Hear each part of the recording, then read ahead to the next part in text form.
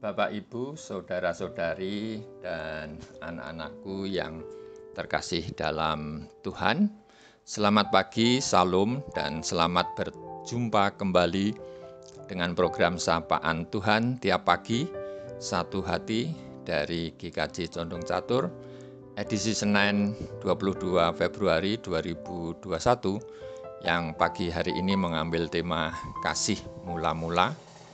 Dan bacaan yang mendasari renungan kita pagi hari ini diambil dari kitab Wahyu 2 ayat 3 sampai 5.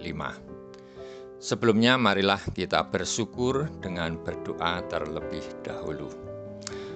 Tuhan Allah Bapa kami yang ada di surga, terima kasih atas berkat-Mu di pagi hari ini, sehingga kami anak-anak-Mu boleh bangun dari tidurnya dalam keadaan sehat dan tidak kurang suatu apapun.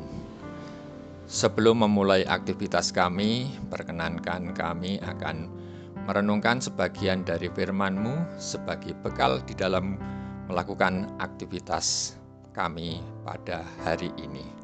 Kiranya Tuhan memberkati dan memberikan kemampuan untuk dapat menerimanya. Di dalam nama Tuhan kami, Yesus Kristus, kami berdoa. Amin. Bacaan Wahyu 2 ayat 3 sampai dengan 5 akan dibacakan oleh salah satu jemaat anak, yaitu Tristan. Silahkan saudara Tristan.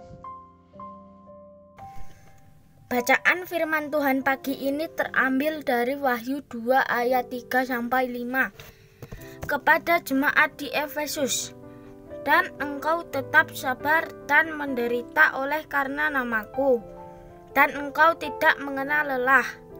Namun demikian aku mencela engkau, karena engkau telah meninggalkan kasihmu yang semula. Sebab itu ingatlah betapa dalamnya engkau telah jatuh. Bertobatlah dan lakukanlah lagi apa yang semula engkau lakukan. Jika tidak demikian, aku akan datang kepadamu dan aku akan mengambil kaki dianmu dari tempatnya, jikalau engkau tidak bertobat. Amin. Demikian firman Tuhan. Terima kasih atas pembacaannya.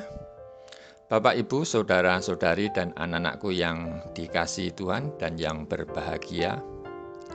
Salah satu keunggulan anak-anak Tuhan, yaitu orang Kristen, yang kemudian menjadi slogan kita di dalam kehidupan kita sehari-hari adalah kata kasih. Sehingga wajar ketika kita suka menolong dan membantu orang, karena memang kita mengenal kata kasih. Hal ini cukup beralasan karena memang iman kita didasarkan pada karya Tuhan Yesus yang sudah mengawali mengimplementasikan makna kasih yang sesungguhnya, yang belum ada sebelumnya. Dengan demikian, dalam Wahyu 2 yang baru saja kita dengarkan, sebagai kasih yang mula-mula atau kasih yang semula. Kasih mula-mula yang dikaryakan oleh Tuhan Yesus adalah tulus, tanpa mengharap balasan, agar mendapat pujian atau sanjungan, dan dengan suatu pengorbanan yang tidak terbandingkan, yaitu pengorbanan nyawanya untuk mengasihi kita manusia. Memang sebagaimana saya sampaikan sebelumnya bahwa kasih masih menjadi slogan dalam berbagai persekutuan, ibadah, dan kegiatan gerejawi. Hal itu tidak salah dan memang harus demikian. Namun tidak jarang bahwa dalam implementasi makna kasih sudah bergeser ke kasih yang dikatakan tanda petik modern, kasih yang komersial, dan berdasarkan hitung-hitungan. Saya mengasihi mereka karena mereka telah menolong saya dan telah mengasihi sebelumnya. Saya menolong mereka supaya saya memperoleh sanjungan sebagaimana sebagai seorang dermawan. Saya mengasihi mereka agar mereka membalas lebih dari yang saya berikan, dan lain sebagainya.